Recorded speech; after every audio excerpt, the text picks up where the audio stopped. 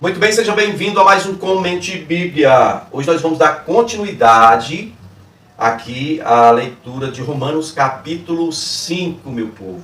Você que tem Bíblia em ordem cronológica, pode procurar a página 1206, 1206, ok?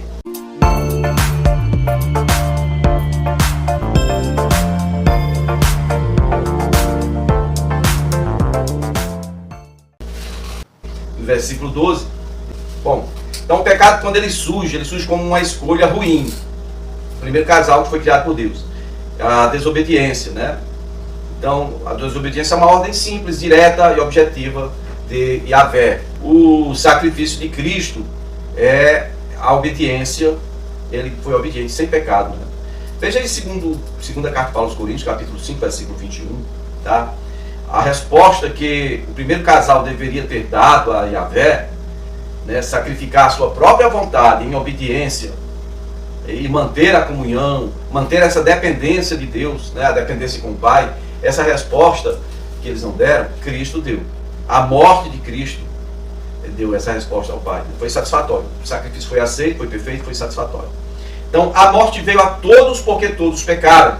A exceção dos que pecaram aqui foi somente Jesus Cristo. Esse foi o motivo pelo qual o Pai, atendendo ao seu atributo de justiça, teve que o ressuscitar e o exaltar acima de todos, pois, como está escrito, a alma que pecar essa morrerá. A Ezequiel, né, capítulo 18, versículo 4 e versículo 20. Deixa bem claro que a responsabilidade é pessoal. O problema é, Jesus nunca pecou. Então, ele não poderia ficar detido na morte. Jesus, antes de sacrificar seu corpo no madeiro, ele sacrificou a sua vontade própria. Onde? Lá no Getsemane. Antes de se tornar sacrifício por nós, ele sacrificou a sua vontade.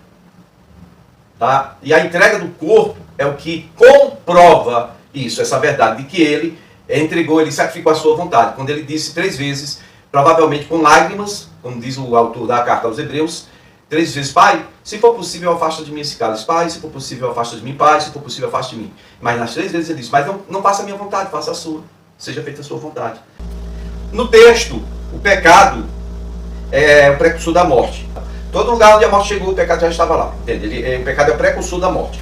Ou seja, primeiro o homem abriu a porta para o pecado e para a morte, consequentemente. Mas cada um que existiu e morreu, morreu porque pecou.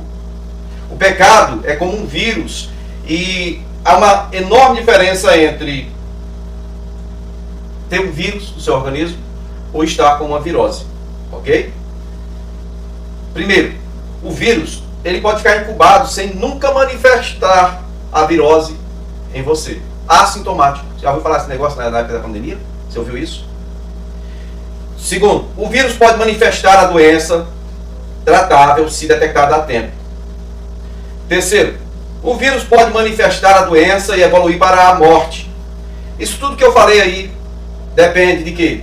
Da forma como está o sistema imunológico do paciente, o status emocional do paciente diz muito sobre isso, o tipo de alimentação que ele está recebendo, ou se não está se alimentando, os remédios adequados para combater, para imunizar, né, o paciente contra aquele vírus. Então o vírus chamado pecado também segue um tempo e uma forma de manifestação na vida humana. Ok?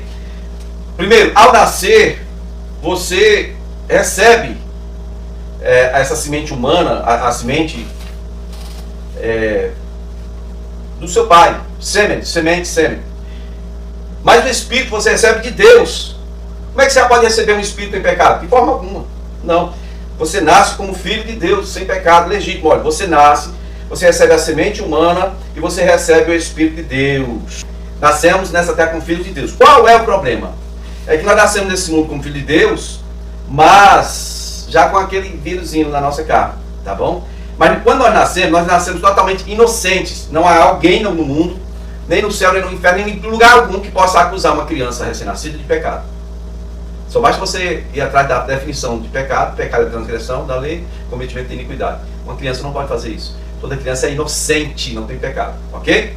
Esse negócio de dizer que bebês são pecadores, vai-te a Bíblia, vai ler, pede o Espírito Santo graça para entender. Pelo amor de Deus. Amém? Então nós nascemos nesse mundo como filho de Deus, totalmente inocentes, porém trazendo em nosso corpo, em nossa carne, esse vírus incubado.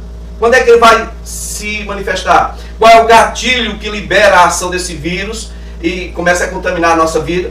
A desobediência. Quando é que existe a desobediência? É quando existe lei. A lei de Moisés? Não, a primeira lei que você tem que encarar é a lei do seu pai e sua mãe. Quando seu pai diz, não coloque o dedo na tomada, garoto, você simplesmente fica querendo, pequenininho, não tem entendimento de nada, fica querendo tocar lá o dedo para saber o que tem lá, que seu pai proibiu você de mexer ali. Ele proibiu você de mexer ali porque queria causar sua morte, mas isso despertou o quê? Interesse em saber o que estava por trás ali dessa ordenança. Foi o mesmo caso de Eva, e é o caso que Paulo vai dizer aqui nessa carta.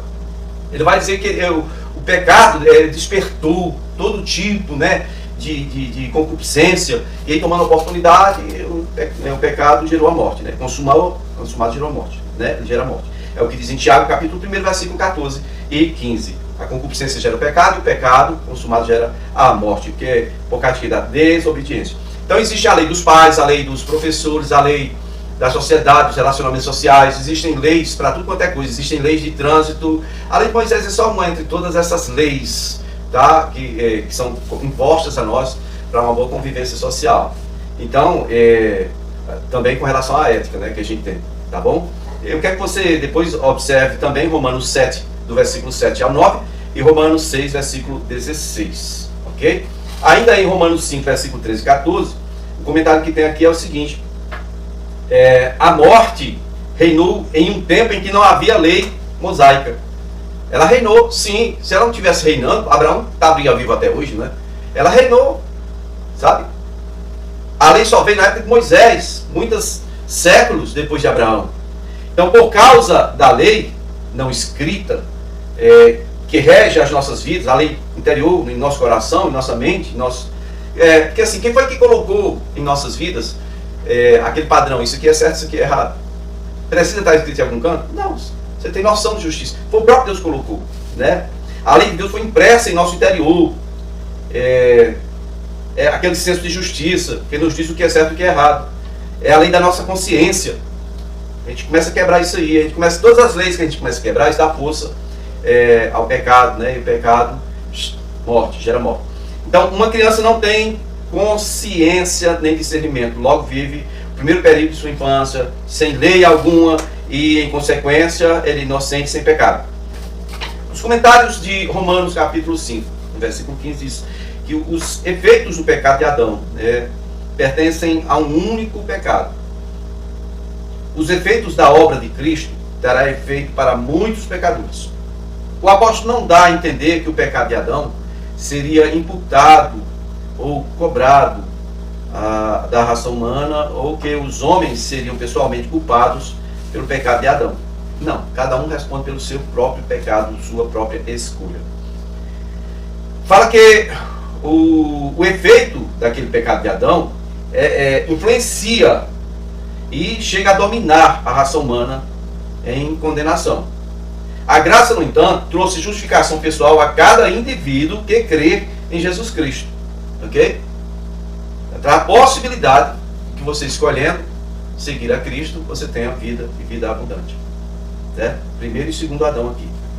Então, da mesma forma como o pecado de Adão influenciou toda a humanidade, e de forma pessoal, cada um escolheu pecar e foi condenado, e porque foi condenado, morreu, o ato de graça de Cristo dá a todos a oportunidade de serem justificados se escolherem crer em Cristo. Quem crê e for batizado será salvo. Quem não crê já está condenado. Bom, no versículo 17, comentários. Os males sofridos com as consequências do pecado de Adão não têm comparação com as misericórdias da vida eterna que fluirão para os que forem alcançados pela obra do Senhor Jesus Cristo. Como o efeito do pecado foi a condenação, o dom da justiça produz a justificação e um perdão, né, de Deus. No caso, você passa a ser aceito por Deus. O perdão, mais uma vez, já falei em um vídeo anterior, quer ser aceitável, você tem que ser perdoado. Quer ser perdoado? Se arrependa. Tá? Se arrependa. Só isso. Porque o amor é incondicional, o perdão não. O perdão é para quem se arrepende. Se você acha que não precisa se arrepender de nada, não tem nem para que você está em igreja. Tá muito bem, seu caminho é outro, não é o caminho de Deus. e vamos dizer assim, o seu destino final também não é com ele. Vamos lá. O efeito do pecado foi produzir condenação, e o dom da justiça produz a justificação, o perdão, a aceitação, certo? Aí diz assim, ó, reinarão. A palavra aqui, reinarão, é muito aplicada à condição dos santos nos céus, mas aqui é reinar em vida. Ou seja, a graça nos dá o poder e o status de um rei, um soberano em vida, contrastando com a escravidão do pecado sobre os vivos. Eu serei o soberano da minha vida, ou seja, eu vou dar conta de mim. Mas, como assim, eu vou reinar, eu agora que mando em tudo? Não, eu sou submetido ao Senhor, passo a ser guiado pelo Espírito. E esse poder que me dá é Deus, de me tornar o soberano aqui na minha vida. Eu em Cristo e Ele em mim. Aquele que se une ao Senhor se torna um Espírito com Ele, é o que está escrito. E eu creio assim. Então, reinar na eternidade é outra coisa, né? 1 Timóteo, eu quero que você veja 1 Timóteo 2,12, Apocalipse 5,10, Apocalipse 20, versículo 6, Apocalipse 22, versículo 5, Apocalipse 3, 21, Lucas 22, 30. Então, feche-se essa ideia aqui, ó. Por um só Jesus Cristo, os resultados do pecado de Adão versus resultados do ato de obediência de Cristo, né? Veja Romanos 3, versículo 24, versículo 28. Então, para Adão, a ordem era: não coma do fruto daquela árvore que está no meio do jardim. Só isso. Para Jesus Cristo, é o seguinte: sabe aquela expressão que eu falei no início do outro vídeo? Pai, se podes livrar-me disso, passa de mim esse cálice, mas não passa a minha vontade, faça-se a sua vontade, né? Mateus 26, 26, verso 39. Queridos, Romanos, chegando aqui ao versículo 18, diz: sobre esse assunto, leia primeiro ali a carta de Paulo aos Coríntios, capítulo 15, versículo 21, por favor. A expressão que eu vejo aqui no versículo 18 é essa expressão: que traz vida a todos os homens. Sim, todos os homens que creem. Deus vai fazer tudo por mim, menos a minha parte. Quem disse isso foi o Cláudio Duarte, nunca mais esqueci. Deus vai fazer tudo por você, menos a sua parte. Você tem que crer, tem que buscar. A promessa é feita aos que creem. Você não crê, não faz parte disso não. Não há promessa de salvação, né, para quem não crê. É algo pessoal. É pessoal. Eu posso escolher não crer. É problema meu, né, se eu não creio.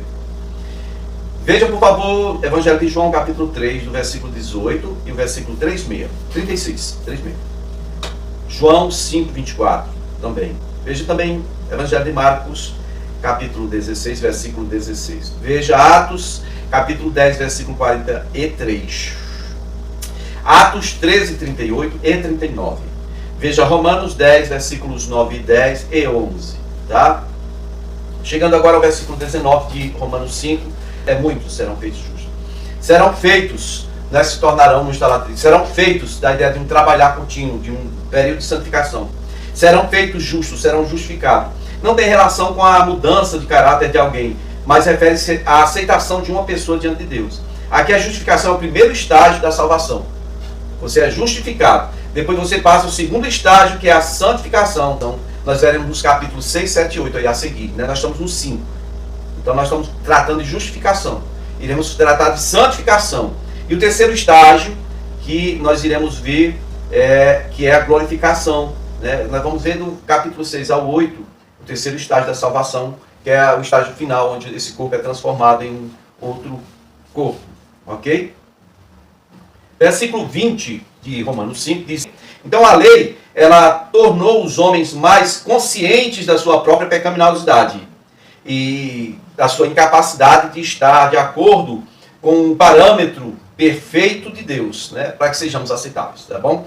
Romanos 7, verso 7, Gálatas 3, versículo 21, 22 e 24. Né? Esse é o resumo final da analogia entre Adão e Cristo. No próximo vídeo nós iremos para Romanos 6, onde iremos falar mais.